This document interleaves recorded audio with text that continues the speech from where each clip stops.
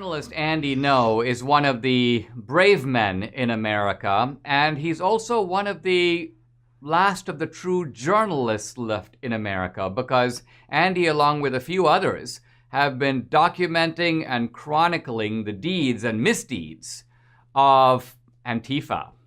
And Andy now has a new book coming out Tuesday. Here it is, Unmasked.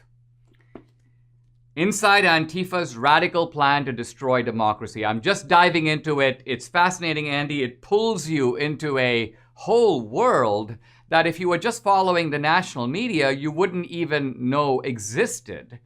Why do you think that mainstream journalists are so reluctant to cover Antifa? They pretend, in a sense, they give fuel to Joe Biden's absurd statement that Antifa is merely an idea, as if to say it's a theory without any concrete manifestation on the ground. What's going on here?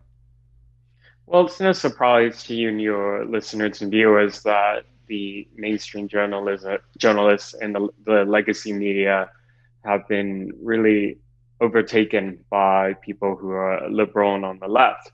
Now, the issue that arises with Antifa is that they had a mutual enemy in the Trump administration in 2016, believing either through ignorance or actually through just zealotry that this was a sign of ascendant American fascism.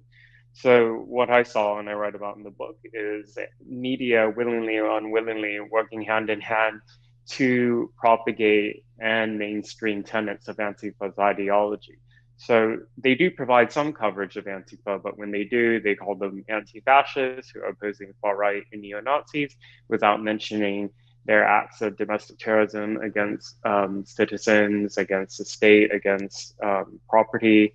I think you can look at the disparate coverage, particularly in how the rioters on the 6th of January in the Capitol Hill siege, how they have been portrayed in the press versus the rioters in Portland, Oregon, where I'm from, who for more than 120 days tried to actually did set fire to property that was inhabited by law enforcement and city staff, came with explosives and knives and guns to riot night after night. Now, people would say, wait a minute, Andy, wait a minute, Dinesh, in the Capitol, 5 people died in this insurgency. Now, I think it's important to zoom into these 5 people because one of them, Ashley Babbitt, was shot in the neck by a policeman. As I understand it, 3 other people had medical conditions. They were all among the so-called insurgents or protesters. They died. 1 policeman died, and it was initially reported that he had been hit on the head with a fire extinguisher, but those reports have been questioned, and his own family, as I've seen, has challenged this account and basically said that's not what happened, and we just want to keep this matter private. Bottom line, it looks like, even though AOC has been going around saying that she was in terror of her life and people were out to kill her and she was on the verge of being murdered, the truth of the matter is that the deaths were all on the side of the protesters. Now, I only say this by way of background. How would you compare this level of violence, and I would say incitement, to Trump incitement? Let's march on the Capitol, let's be peaceful and patriotic. That was allegedly Trump's incitement. Talk about the violence and incitement on the Antifa side and on the part of leading Democrats.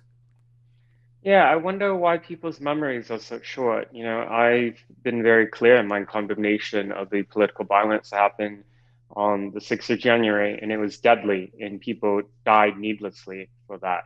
However, the riots that occurred throughout America last year by BLM and Antifa, allegedly in the name of racial justice, more than 24 people died there, and some of them were killed by murderers. In my city, in Portland, the riots, at the height of them, at the end of August, an Antifa militant actually sought out a Trump supporter in downtown Portland and shot him in cold blood and fled to a different state before being killed by federal authorities.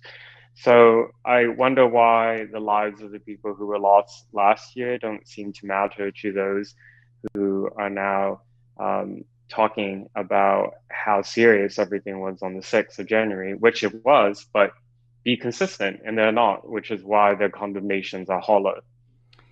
Andy, we have seen in Europe, you have to go back almost a century, paramilitaries, which arose as the sort of street gangs, but these weren't just loafers or random people on the street. What you really had is these paramilitaries were attached to political parties. So, for example, the black shirts to Mussolini's Socialist Party, the brown shirts to Hitler's National Socialist Party. Would it be an exaggeration to say that Antifa and perhaps to a certain degree BLM are the paramilitary wing of the Democratic Party? I'm reluctant to call it that. However, I think it's important for you to look at the historical context of how a militant movement and organizations like Antifa rise up. And I appreciate that in your documentaries, you talk about the history from the 20th century. This is important. You don't have groups like Antifa just coming out of the blue.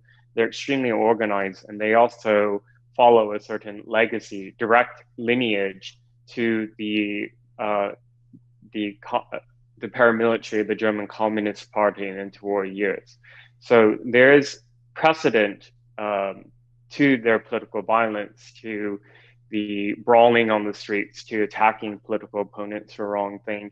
And the important thing to mention about the original Antifa, the paramilitary of the German Communist Party, is that the people they called fascists, they didn't just call Nazis fascists, that's obvious. They actually targeted with violence the Social Democrats, the center-left party.